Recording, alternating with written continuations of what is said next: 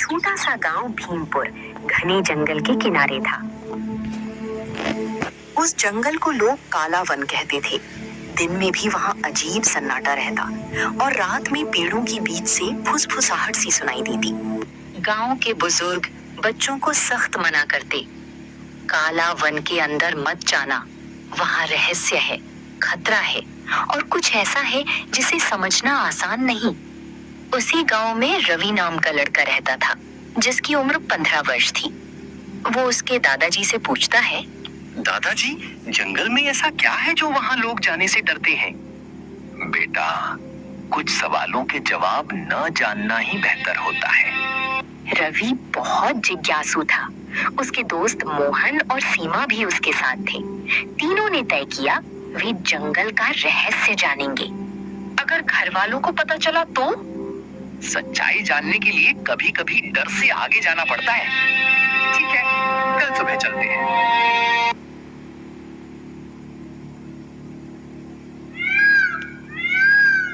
सुबह सुबह तीनों चुपके से जंगल में घुस गए। अंदर जाते ही वातावरण बदल गया। हवा ठंडी, पेड़ ऊंचे और अजीब सी शांति। अचानक उन्हें पेड़ों पर अजीब निशान दिखे, जैसे किसी ने नाखूनों से खुरचा हो। ये निशान किसके हैं? शायद जंगली जानवर के हो सकते हैं। इतना सुनते ही सीमा को और भी डर लगने लगा था। फिर वो डरते हुए बोलती है, मुझे कुछ अच्छा नहीं लग रहा है।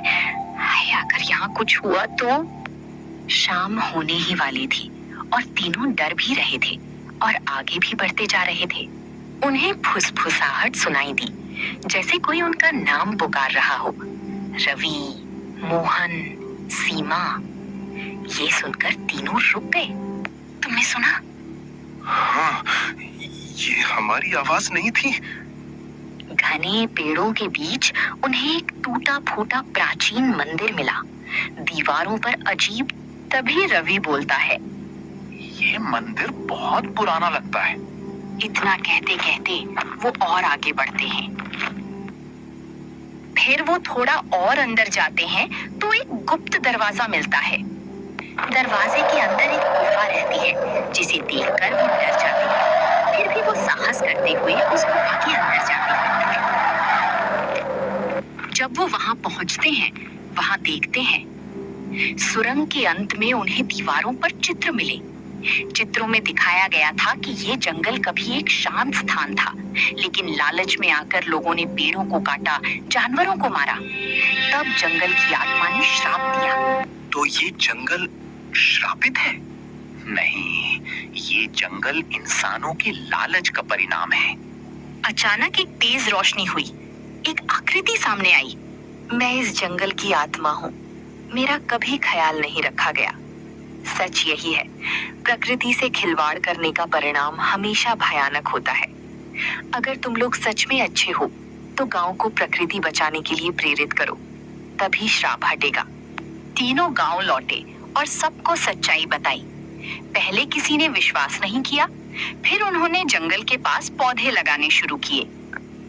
धीरे धीरे गांव वाले भी जुड़ गए। सभी ने मिलकर पेड़ लगाए। कुछ महीनों बाद जंगल फिर से हरा भरा होने लगा। अजीब आवाजें बंद हो गईं। प्रकृति रहस्यमयी नहीं होती, हमारा लालच उसे रहस्यमयी और खतरनाक बना देता है। अगर हम प्रकृति का सम्मान करें तो हर श्राप आशीर्वाद में बदल सकता है।